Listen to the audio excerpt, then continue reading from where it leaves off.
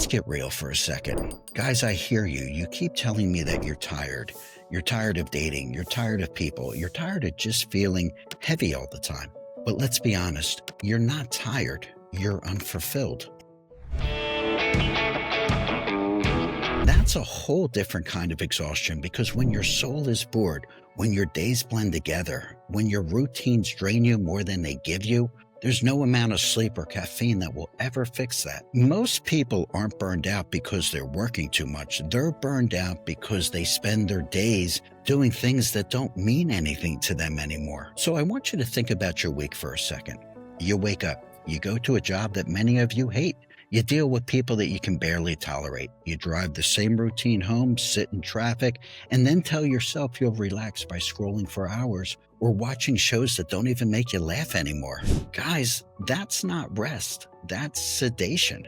You're numbing yourself from the truth. You're not excited about life anymore. And when you live like that long enough, you start losing your spark, not just in work, but in dating, friendships, and every aspect of life. But here's the truth. You can't flirt, connect, or love with enthusiasm when you're drained by your own existence. Fulfillment is what gives you energy. When your days feel meaningless, you start showing up half alive in your relationships too. And that's when you start texting without interest, ghosting good people, or chasing anyone that gives you the smallest hit of attention.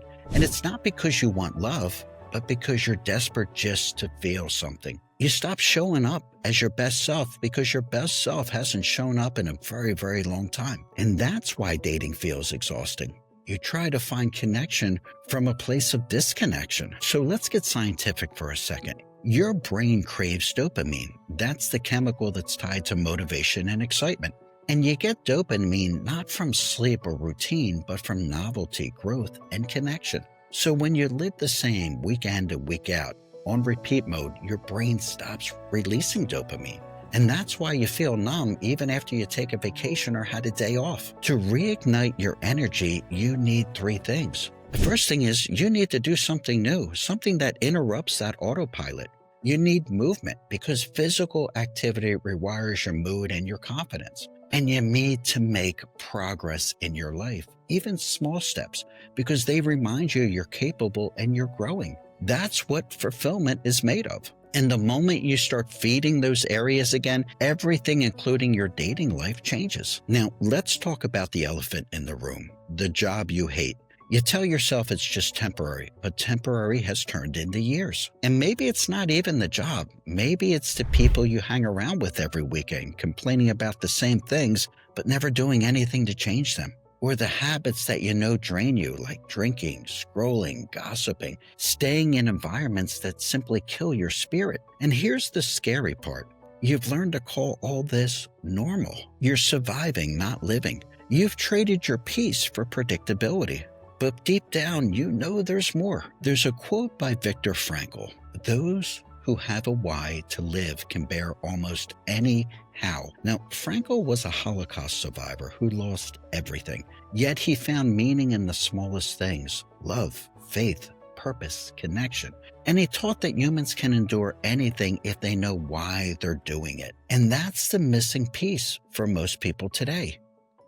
You're not suffering from exhaustion. You're suffering from lack of why. And I guarantee you find your why, and even the hardest days become meaningful again. You lose it, and even the easiest of days become unbearable. Here's how to start rebuilding fulfillment starting right now. The first thing you want to do, I want you to audit your energy. You're going to make two lists, one of what drains you and another list of what gives you life. And I want you to be brutally honest. On these lists, I want to hear about your job, your habits, your people. And then I want you to cut one draining thing this week and add one energizing thing this week. The second thing I want you to do is move your body. Go for a run, hit the gym, walk, lift, anything.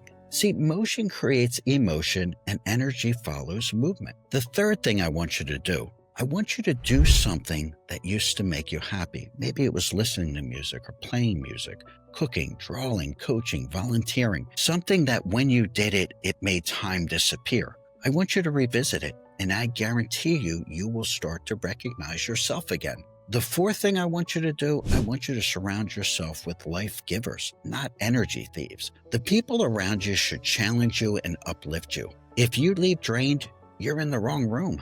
And the last thing I want you to do, I want you to set one small goal that is yours, not your boss's work goal, not your family goal, but your goal.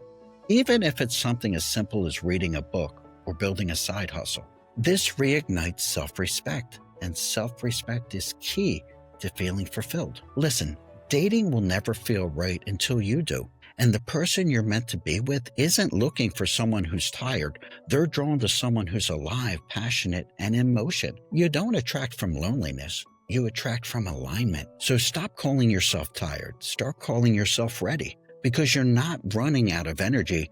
You're running out of excuses to stay the same. You're not tired. You're unfulfilled. And the moment you start chasing purpose instead of people, everything in your life and love starts to change. Well, I hope today's message brought you hope and inspired you. As always, thank you for listening on the podcast. Thank you for tuning in on the YouTube channel. And remember, we're not just dating, we are dating to win. And I'll see you on the next episode. Thanks for listening to Dating to Win. If you're serious about improving your dating game, don't miss an episode. Hit the subscribe button or go to youtube.com/datingtowin25. Good luck out there, and we'll see you on the next episode of Dating to Win.